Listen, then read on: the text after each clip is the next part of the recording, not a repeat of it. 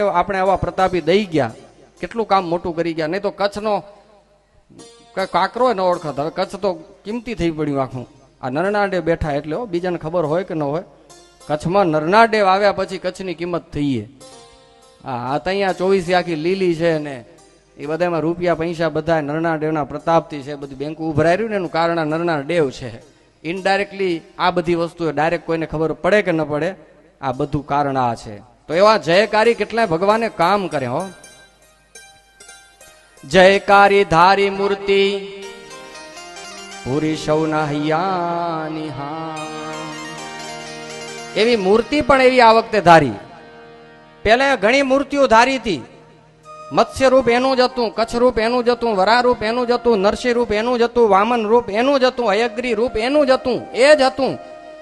રામ રૂપ એનું જ હતું, કૃષ્ણ રૂપ એનું જ હતું. પણ આ સહજાનંદ નું જે રૂપ ધર્યું એ તો જયકારી રૂપ ધર્યું. સહજાનંદ સ્વામી મહારાજની જય જય થઈ ગઈ ચારે બાજુ હો. સહજાનંદ સ્વામી જય હો થઈ ગયો. જ્યાં જાઓ ત્યાં સ્વામિનારાયણ નો ડંકો બોલી ગયો હો. નિષ્કોળાન સ્વામી કે ગજબ કરી ગયો આ વખતે તો. હા હજી તો 250 વર્ષ થયા ભાઈ. હે હજી તો પેટારાની બારે પડ્યું તું ઈ વાપર્યું. હજી પેટારા હવે ખોલવાના, હજી તિજોરીઓ હવે ખોલશે. કેટલુંક સીલ પડ્યું હજી તો. એના ઈશ્વર્ય પ્રતાપ પાધરું કરવા હવે આવશે. આ જુઓ તો ખરા, હજી પાંદડે પાંદડે સ્વામિનારાયણ પ્રવર્તવાના છે એમ મોટા સંતો કહી ગયા. એક એક ના મોઢામાં સ્વામિનારાયણ હશે. ભીખ મંગો, ભીખ માગતો હશે ને તો એમ કહેશે માય બાપ સ્વામિનારાયણ, સ્વામિનારાયણ કાંક દો, સ્વામિનારાયણ કાંઈક દો એમ કહેશે. તઈ તો એને ભીખ મળશે. આવો પ્રબળ પ્રતાપ તમે પાથરી ગયા હો. જય હો તમારી નિષ્કુળાન સ્વામી કે જય હો.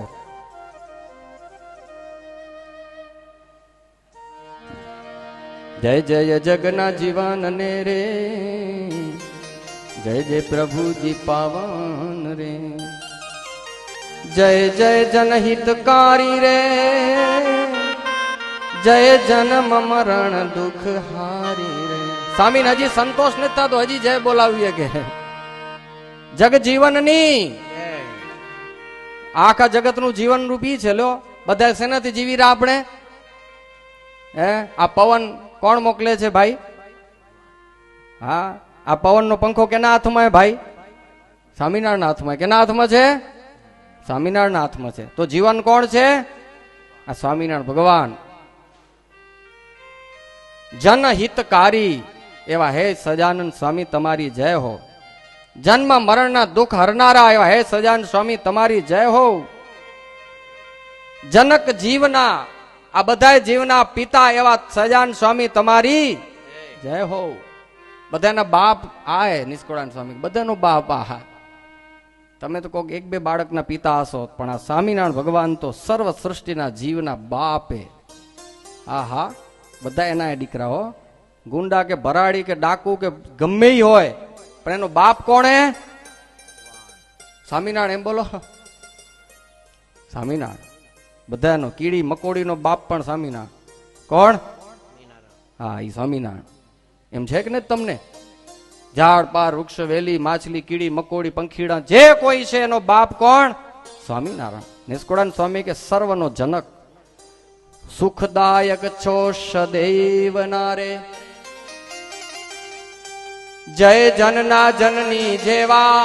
ઓહો જય જનના જનની જેવા, જય સદા ઈચ્છો સુખ દેવા. તમામની માં સમાન એવા હે સજાન સ્વામી. બધાયની માં તમે એવા હે સજાન સ્વામી તમારી જય હો. બધાયની માં એક એટલે રોજ બોલી તમેવ માતા ચ પિતા તમેવ. માએ તું, બાપે તું. જય સદા ઈચ્છો છો સુખ દેવા. એની ઈચ્છા શું છે સદાયને માટે? સદાયને માટે ઈચ્છા શું? તો કે મારા દીકરાઓને કાયમ સુખ મળે, સુખ મળે, આવું જ ઈચ્છા રાખે છે. તો સદાયને માટે બધાય દીકરાઓને સુખ દેવા ઈચ્છતા એવા સજાનંદ સ્વામી તમારી જય હો. જય જય જીવન જગવંદ, જય જય સ્વામી સહજાનંદ. આખા જગતને વંદન કરવા યોગ્ય એવા કોણ?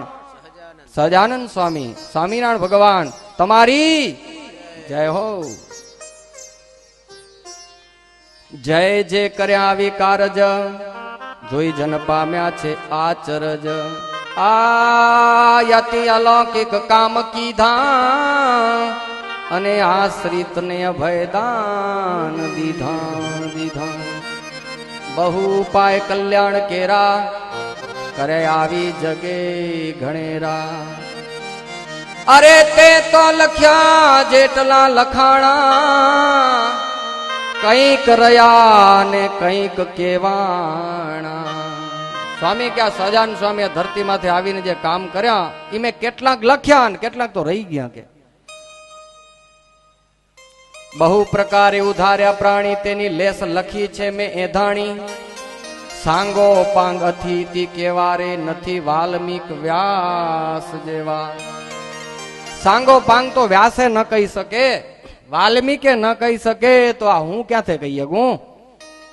જે જે દીઠી આવી જાણ્યા માઈ, તે લખી થોડી ગણી કાઈ. કેટલીક જોયેલી વાતો લખી, કેટલીક જાણેલી લખી, બાકી તો રહી ગઈ. એક દિવસની વાત વળી, લખતા ન લખાય સગડી. ઓહો, સ્વામી નિષ્કુળાનંદ એમ કે સ્વામિનારાયણની એક દીની વાત લખું તો ન લખી શકું. કે એક દીની, એવા તો 49 વર્ષ 2 માસ અને 1 દિવસ. એના દિવસ કેટલા થાય? 49 વર્ષના દિવસ કેટલા થતા હશે ભાઈ? ગણીને આવજો કેલ્ક્યુલેટર વાળા, પછી નવરા થાવ તો એ જરાક આંકડો કરજો. હે 49 વર્ષ, હે એને ગુણ્યા 12, એને ગુણ્યા 30, તો કેટલા દિવસો થતા? સ્વામી કે આ તો સહજાનંદની કીર્તિ એક દીની પણ લખાય એમ નથી, તો બધી ક્યાંથી લખી ગયા? કયો હાલો. તેવા વર્ષ 49, તે પર એક દિન 2 માસ, એટલામાં કર્યા જે જે કાજ, તને કોણ લખે કવિરાજ? કોણ કવિ લખી શકે? થોડામાં લેજો ઘણું જાણી, સર્વે વાત કેથી ન કેવાણી. થોડુંક લખ્યું ઘણું જાણી લેજો. આ છે ગ્રંથ મહાત્મ્યનો ગણો, તેમાં કયો પ્રતાપ પ્રભૂતણો. તે તો સર્વે જાણજો સત્ય રે, નથી અક્ષર એકે અસત્ય રે. મહિમાનો ગ્રંથ છે. શેનો છે આ? પુરુષોત્તમ પ્રકાશ એટલે શેનો ગ્રંથ? માત્ર મહિમાનો. સ્વામી કે મેં મહિમા લખ્યો છે એ ઉપસાવીને લખ્યો છે એમ ન માનજો. છે એના કરતા કંઈક હવાયું કરીને લખ્યું છે એવું ન માનજો. આમાં એક પણ અક્ષર અસત્ય નથી.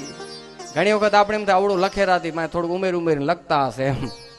ના, આપણે ઘણી વખત ઉમેરીને કહી હો કે આ જગન તો ખરેખર આખો તમે શોભાડ્યો એમ કઈ ઘણાને, પણ આખો એને શોભાડ્યો ન હોય, પણ આપણે મોટો પોદરો ખપતો કે મોટો દઈ દઈએ એમ. ઘણા કે ને મોટો દો ને એને ખપતો હશો, નાખી દઈ માથે એમ, પડ્યો ઉપાડે એમ. એમ નથી કર્યું આ કાંઈ. એક પણ અક્ષર અસત્ય નથી. જેવો પ્રતાપ છે એવો લખીએ નથી ગયો છે, એમાંથી કંઈક થોડોક જ લખ્યો છે. હજી તો વિચાર કરો, આવી વાત આપણને મનાઈ જાય તો કામ થઈ જાય. પણ પૂરી પ્રતીતિ જેને નોય, તેને આગળ કેસો મગોય. જેને વિશ્વાસ નો એને આ વાત ન કેજો.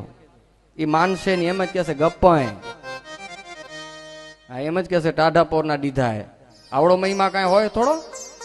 હે કે સ્વામિનારાયણ ખાલી હાલા જાય ને ઘૂઘરીનો અવાજ સાંભળે ને સીધો ધામમાં જાય, એને ગપ્પા લાગશે. કે ચાખડીનો ચટચટ અવાજ સાંભળે ને એને સમાધિ થાય. આ કઈ રીતે ગપ્પા એમ જ કહેશે લોકો. તો સ્વામી કે એની આગળ વાતે ન કેજો. કે અરે સમર્થ થી શું ન થાય? હે સમર્થ થી શું ન થાય? પણ હવે આવું જેને પ્રતીતિ હોય એનું કામ છે આ તો ભાઈ. ધારે તો શું ન કરી શકે એમ. અરે આજનો કોઈ બુદ્ધિશાળી માણસ પણ એવા કામ સર્જેરો કે આપણી આંખો ફાટી જાય કે આવડું કરી ગયો, કેમ કર્યું હશે? એક ભગવાને કોકને બુદ્ધિ આપી તો એ આશ્ચર્ય કેવા સર્જે. તો એને પોતાની પાસે અમૂરી બુદ્ધિ નહીં રાખી હોય, શું ન કરી શકે ધારે ધણી. તો એને લખી લખાવીમાં દેશો, જેને હરીમાં અંદેશો, તેને અર્થે આ વાત નહીં આવે, જેનું મન માન્યું કાવે દાવે. જેના મનમાં કાવા દાવા પડ્યા એના માટે પુરુષોત્તમ પ્રકાશ ગ્રંથ કામનો જ નથી. એને એમ જ થશે અવળું કાંઈ ન હોય પણ લખ્યું છે, અવળું કાંઈ હોય નહીં પણ લખ્યું છે, એને એમ જ થયા રાખશે કે આ ભગવાનને સ્પર્શેલી વસ્તુ એના દર્શન કરે ધામમાં જાય. આ કઈ વાત એમ થાય ને આપણે એવા જ છે અડધા નાસ્તિક. કઈ અડધા નાસ્તિક તો આપણે ખરા. આપણે વિશ્વાસ નથી આવતો આવેરો હમણાંથી હા ડોઘા હલાવી હું એ કહું રહો પણ હમણાં અક્ષરભૂમમાં પ્રસાદીની વસ્તુ પધરાવી છે એના દર્શન કરો ને આપણે ધામમાં જાય વિશ્વાસ આવેરો. આપણે તો એવડું કીધું હશે નહીં, કદાચ થતું હશે. આ કાવા દાવા એ મનમાં એમ હોવું જોઈએ કે આ કોણ કે છે અને કેને સ્પર્શેલી વસ્તુ છે. થાય જ વિશ્વાસ આવી જાય. ડોક્ટરની ગોરી માથે જેમ વિશ્વાસ આવી જાય ને એમ જો આની વાત માથે વિશ્વાસ આવી જાય તો કામ થઈ જાય. એની ડોક્ટરની ગોરી માથે વિશ્વાસ આપણે દોઢ કે એટલે દોઢ જ લઈ.